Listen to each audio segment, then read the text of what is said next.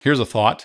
When I listen to music, how much am I influenced by, or even tricked by, the visual elements? How much does the look of a musician, or their personality, or even their album cover artwork alter my perception of the music? The answer is a lot, and I wish it weren't true. So this week, we explore the idea of visuals maybe being a bad thing. First, we've got a segment called Music is Not a Visual Art, and then we'll examine David Cronenberg's Videodrome, the 1983 film. Understanding is useful, so here we go.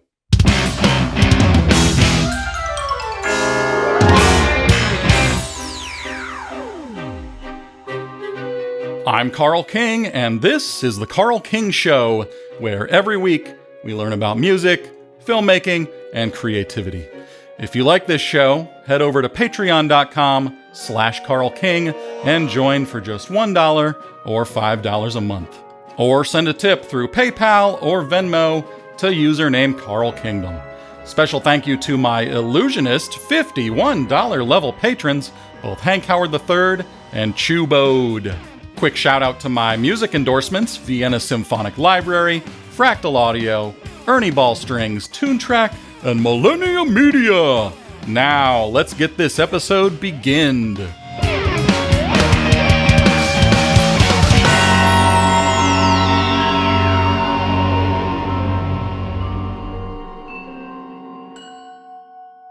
Just a few Carl King the Human updates, and then we will officially get beginned. Number one, you might have noticed, something has changed. And no, I didn't shave my neck beard. It's still growing in quite nicely. Thank you very much. The correct answer is the Carl King Podcast is now The Carl King Show. Well, what the heck is with that? Well, last week, noted author Chris Higgins told me that the word podcast would mean it is audio only. And this show does exist as an audio podcast, but the majority of you, about 10 times as many humans, are watching this on YouTube. Speaking of YouTube, here are some recent comments I received in the past week. In response to episode 39, in which I analyzed Devin Townsend's song Moon People, LL Vinterchild wrote, "This channel is becoming one of my favorite things on YouTube. Loads of Mike Patton related stuff, and now the dev? You, sir, have impeccable taste. Truly a," and then they put a crown emoji, meaning king. And in response to last week's Don't Complain About Other People's Music segment, Michael Stone wrote, "I am constantly reminded that not everyone has the same listening tools as I do.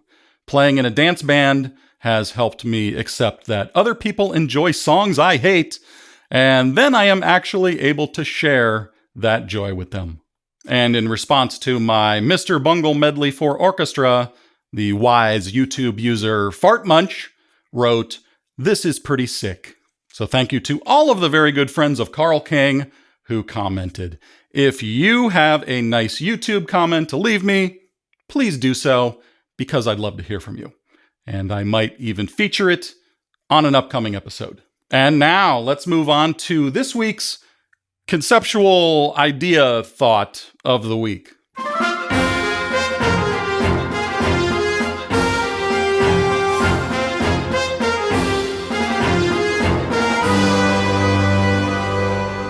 Now, you might not agree with me about this, but I have something to say about music, and that is, music is not a visual art. Because unlike painting or sculpture, we can't see it. But here are some things that we can see, and we trick ourselves into believing that they are music. People dressing in wild costumes, dancing and jumping around on a stage, making faces, swinging their hair around, bright flashing lights, pyrotechnics, and also the worst thing ever invented, crowds of people. Well, those are visuals, and it's okay if you like visuals, but they're not music. And sure, music is also happening. It's part of the multimedia, But if it were simply music, you could just stay home and close your eyes and enjoy it with headphones. Now, this should be obvious. Of course, music is not a visual art, but it's not obvious because we forget. And most of us will go right back to assuming music is all those other visual things. It's easy to be fooled by marketing. I sometimes wonder, as a music listener, how much am I influenced by and even tricked by these visual elements? How much does the look of the musician or their personality or even their album cover artwork alter my perception of the music? And the answer is a lot.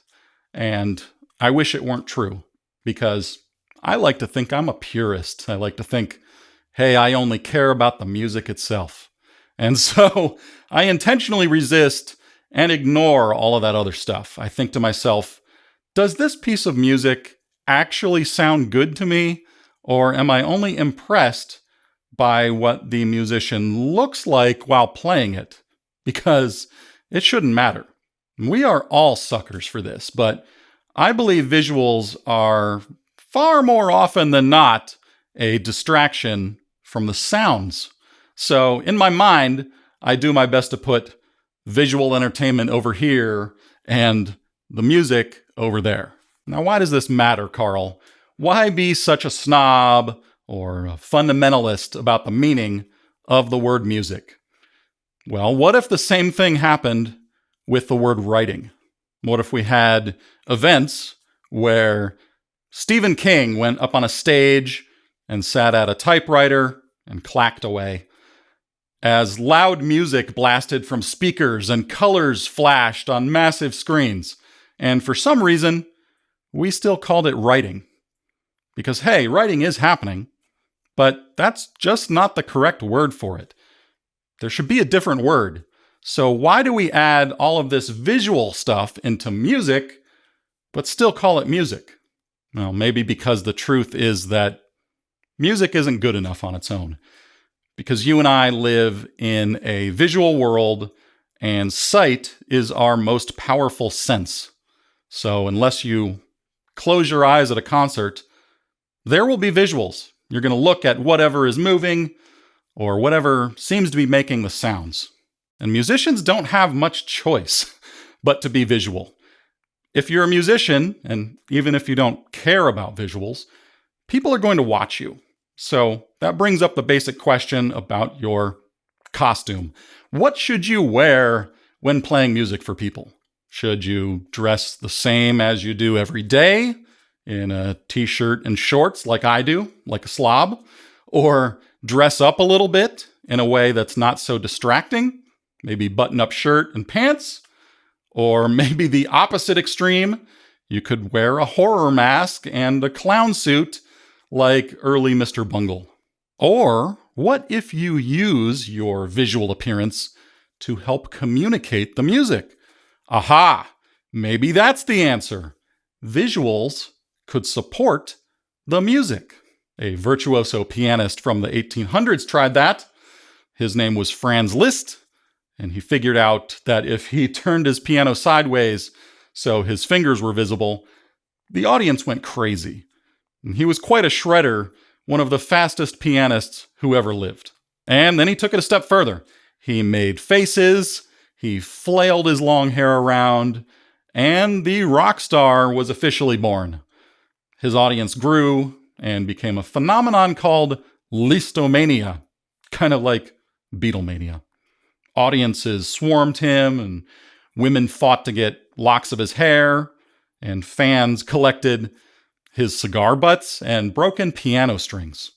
And was it because his music was great? Honestly, it was great. He was a total virtuoso, one of the greatest classical composers. But no, it was that other stuff. Well, what if so many musicians do that other stuff that it takes over and becomes more important than the music? And sure enough, after Franz Liszt, the other stuff crept in. Musicians who put on a visual show got rewarded. More listeners, more fame, more money, but the music became a smaller and smaller part of the equation. Well, fast forward almost 200 years, now the music is pre-recorded, there's smoke everywhere, and a giant video screen above the band. It's like being inside a music video. In reality, the music video is on tour, and the band just goes with it. Rather than the visuals serving the music becomes just the soundtrack and serves all the visuals. In fact, we can even remove the musicians entirely. No actual live music has to be made, like at probably the most watched show of the year, the Super Bowl. You can just unplug the guitars and dance around. The show will continue, no problem. But what happens if you remove the show? Well, let's find out. In 2007, Joshua Bell, one of the greatest violinists in the world, put on a baseball hat and took his multi-million-dollar Stradivarius into a subway station and played by himself for 45 minutes. 1,097 people walked by, and only one person stopped and realized what was happening. Why? Well, I think it's for two important reasons. Number one, no one cares about classical music, so no one even knows who Joshua Bell is. And two, we've been desensitized, so music by itself is just not interesting enough. Without the right visuals, without the show, even the best musicians in the world will be ignored. Well, Miley Cyrus put on a disguise and did the same thing. But guess what? She drew a huge crowd because she's a visual entertainer. So here's what I think went wrong with music. You can think of music as a living creature that needed to find a way to survive. So it has adapted by attaching visuals to itself, kind of like a hermit crab. In a way, you could say music has evolved, but it's through using a crutch. And in the process, it has become something that it wasn't intended to be. It's more like it actually misvolved. So that's where we're at. And what can we do about it? Maybe something drastic. All the musicians could form a union and refuse to use visuals. We could go on strike. But there's only 12 or 13 paying gigs in the world, so most musicians are already technically unemployed. The few who do work in music are still so broke and so desperate for work, they'll be as visual as you want. And as long as the creation of music is filtered through capitalist incentives, that's the way it's going to be. So maybe the change will need to happen on an individual level. So what can you and I do? First of all, remind yourself that music is music. It's an art form made of sound, and it's not anything else. Don't watch music videos, and close your eyes when listening. Second, if what you do for a living is mostly visual entertainment with some music added in, don't call yourself a musician. Call yourself a visual entertainer. There's nothing wrong with that.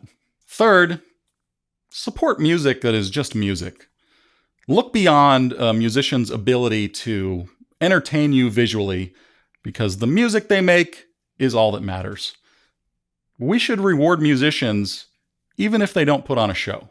And finally, maybe the world of hyper-visual entertainment is ready for a backlash. Maybe we need a new movement of anti-visual musicians. Musicians who refuse to dance or make faces or be performative in any way. Our movement would just need a cool name. Well, let's see. It's kind of like how vegetarians are trying to change things by only eating plants. So what would the equivalent be?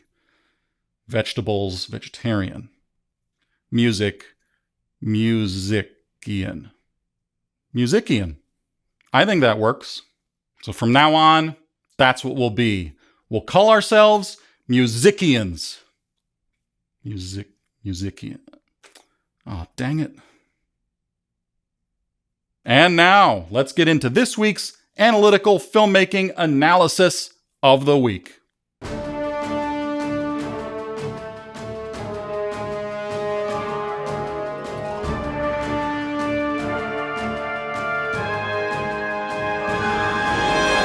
This week's analytical filmmaking analysis of the week is David Cronenberg's Videodrome from 1983, screenwritten and directed by David Cronenberg himself.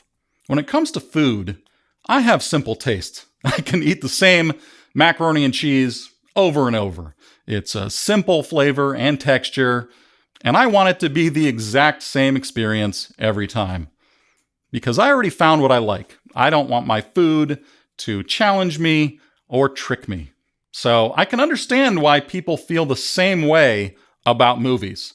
They want the good people to win, the bad people to lose, and to understand what just happened. They want a clear plot, physical goals, and everything spoken out loud by sexy, famous people. It's the movie equivalent of me eating my macaroni and cheese, and I call that Type 1. And then there are the films of David Cronenberg, which I call Type 2. Those are full of surprise, abstraction, ambiguity, subtlety, non-linearity, ironic counterpoint, and conspicuous slowness. And if you are looking for those, you'll find many of them in Videodrome. Unfortunately, most people just want their macaroni and cheese movies. So Videodrome was a box office bomb. While Cronenberg's previous release, Scanners, brought in $14.2 million, Videodrome only brought in $2.1 million.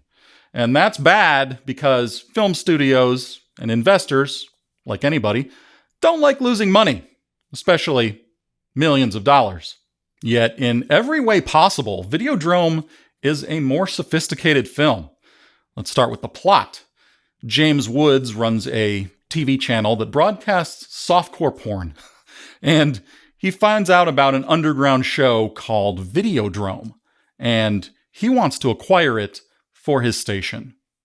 But aside from that, he's not an active protagonist. He actually stumbles into another plot, which is not even driven by him. It turns out the Videodrome show he wants is actually created by an anti-pornography group. And they're using sort of brainwashing technology to kill their viewers. So anyone who watches their show gets brain tumors, hallucinates, and dies. And the reason they're doing this is to cleanse society of people who watch pornography. But that makes it a circular thing where they're causing the exact thing they're trying to stop. Anyway, the Videodrome guys want to take over his TV station to broadcast their mental virus.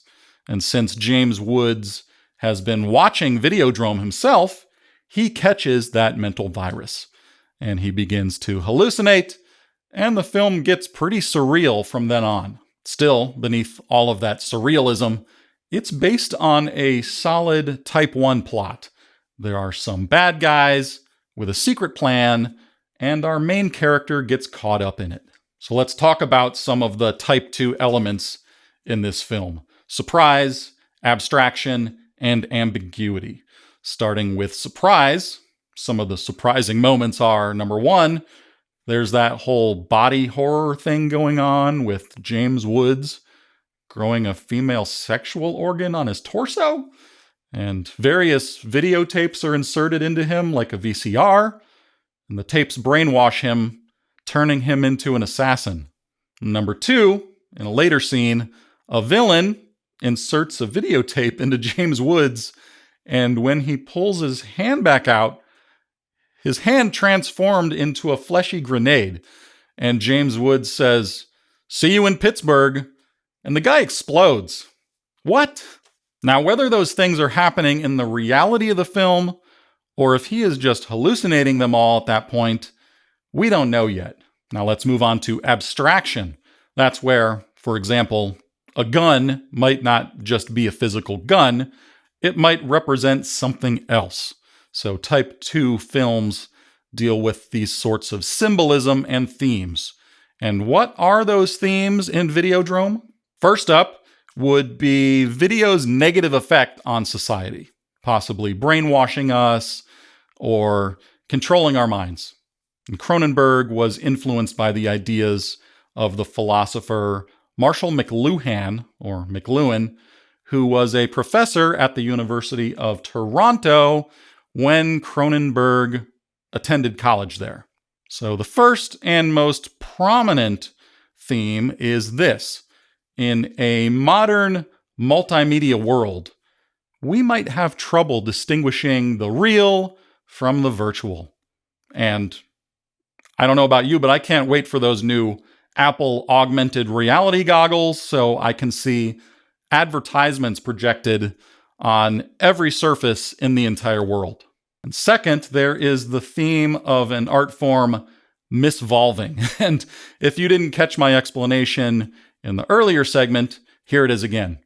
I'm sure you've heard of the concept of evolution, where a species will adapt its features over time in order to survive. And there's also de-evolution, which is the concept of a species moving backwards from a previous form.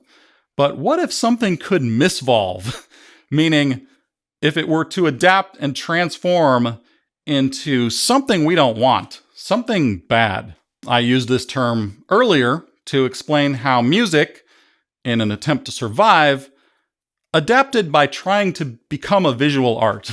And in the case of this story, a softcore porno TV station driven by capitalist incentives misvolved into broadcasting actual torture and murder. And third, it creatively explores the ideas of artificial intelligence and transhumanism. There's a character named Brian Oblivion, a media prophet inspired by author Marshall McLuhan. And Oblivion has achieved immortality by recording himself speaking on camera and then storing his consciousness as a massive library of videotapes. And those tapes are then sent to TV stations for live appearances or as personal messages to friends. Meanwhile, no one knows that Mr. Oblivion died long ago. It's like an analog version of Ray Kurzweil. And finally, there's ambiguity. At the end of the film, we get a type 2 ambiguous conclusion, meaning we have no idea what really happened to James Woods.